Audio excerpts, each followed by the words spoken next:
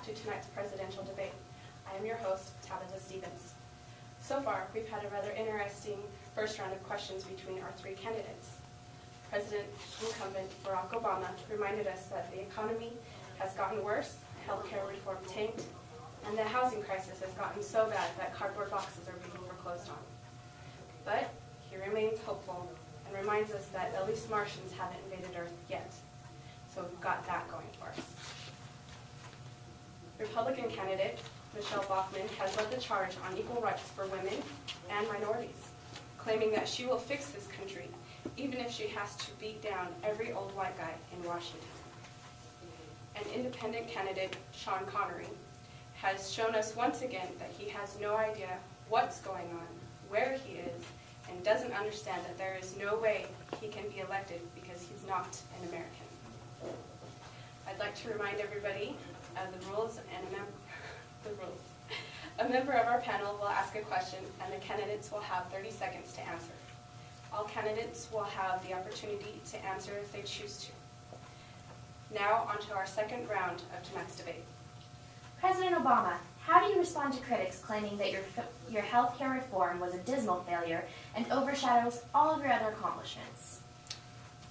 Well, I'm glad you asked me. First, let me be clear. Healthcare reform isn't going to change overnight. It could take decades, centuries even. But what I propose is to change the U.S. Constitution so I can be voted president for the rest of my natural life. And 2 years following that, here's an example. Say you're in the kitchen fixing dinner. Would you allow your kids to just come in and take over cooking just because it's taking too long? No. You'd stay in the kitchen and you finish, no matter how long it took. Doesn't matter if that lying Betty Crocker said it was going to take shorter. You stay in there and you get it done. Well said, Mr. President. On to our next question. This is for all the candidates. The war on terror has cost this nation trillions of dollars and is only deepening our national debt and damaging our economy. How do you plan to correct this and bring a successful conclusion to the war? I'd like to answer this one if I may. You see, in the Middle East, women aren't allowed to vote. And as we all know, women are much smarter than men. So my three-step plan to win the war is simple. First, I'd let women in Iraq vote. Then I'd outlaw all vehicles except for electrical ones so we don't need their oil anymore. Then we'd have no reason to be there at all. Finally, I'd set fire to all those fat old guys in Washington. I'm sorry, set fire to them? How would that solve the problem with the war? Oh, it wouldn't. I'm just sick of those guys staring at my can. Okay. Would anyone else like to answer the question?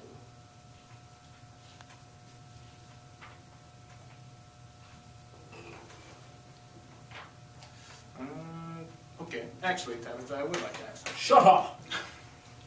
Good night. Nobody wants to hear your potty wampus gibbering about. Slippery answers. Stick it straight, young man. Excuse me? This is Scotland. The people deserve a leader. Actually, Mr. Connery, this is America. Oh, you be quiet too, Nancy.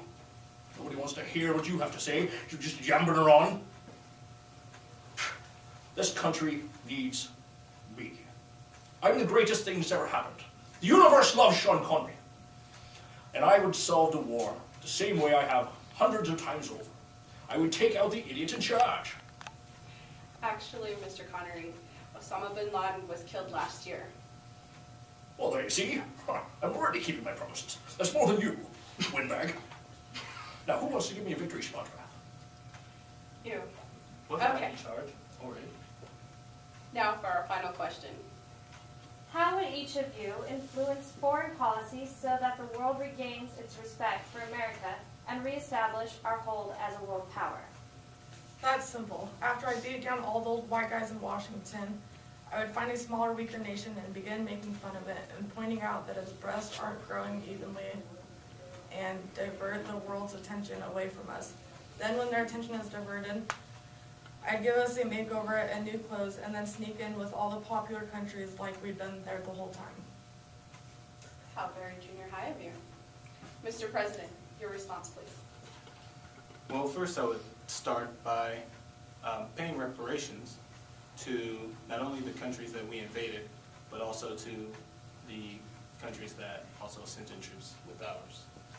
And then I would send tender yet subtle valentines to all the countries, offering them my hand in peace. And then I'd finish off finally with, I think, soft sounds of Barry Manilow and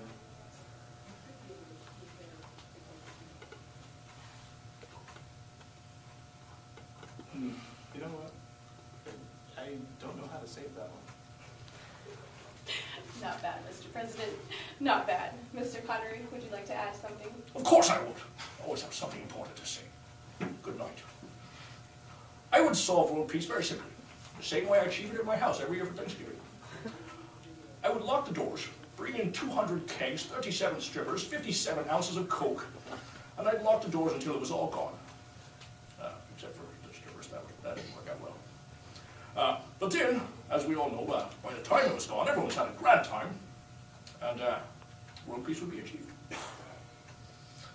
Victory would be mine. Sean Connery for king. Well, that actually sounds like a good idea. That's all the time we have for tonight. Thank you for tuning in to the 2012 presidential debate. Please remember, you can write in your own candidate. You are not limited to the idiots on stage in front of you. Please make your voice heard and vote in November.